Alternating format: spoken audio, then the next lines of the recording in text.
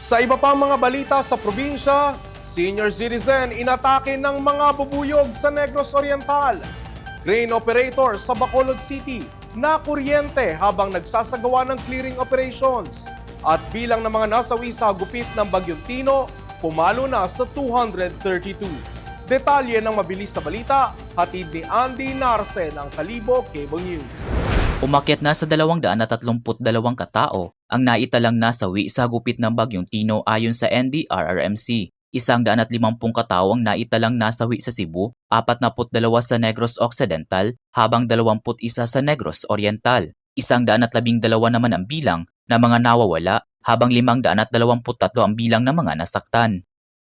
Aksidenteng nakuryente ang isang crane operator habang nagsasagawa ng clearing operation sa Lacson Street, Bacolod City kahapon. Ayon sa ulat, abala ang biktima sa pagputol at paglinis ng mga punong kahoy sa gilid ng kalsada na mangyari ang insidente. Sa kabutihang palad, nadaanan ng grupo mula sa Red Cross Youth Negros Occidental, Bacolod City Chapter ang lugar at agad silang rumesponde. Agad nilang binigyan ng first aid at isinagawa ang CPR sa biktima bago pa man dumating ang karagdagang tulong medikal. Patuloy namang inaalam ng mga otoridad ang kondisyon ng crane operator at iniimbestigahan kung paano naganap ang insidente.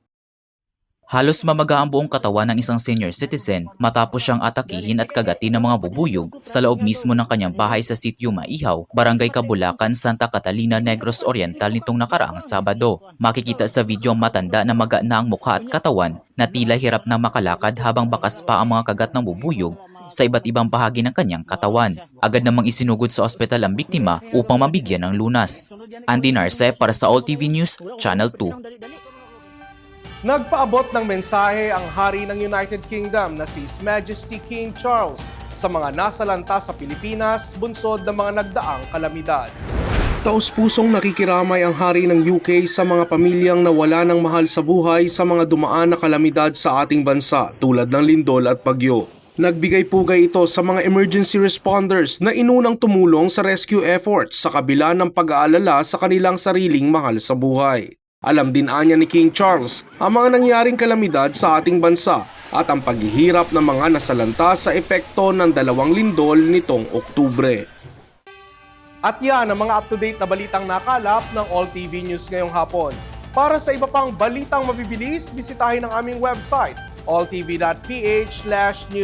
I-like at i-share din ang All TV News PH sa Facebook at YouTube at makinig sa All Radio 103.5. Mapapakinggan nyo na rin po kami ngayon sa Spotify. Ako si Ralph Lopez. 44 days na lang po, Pasko na!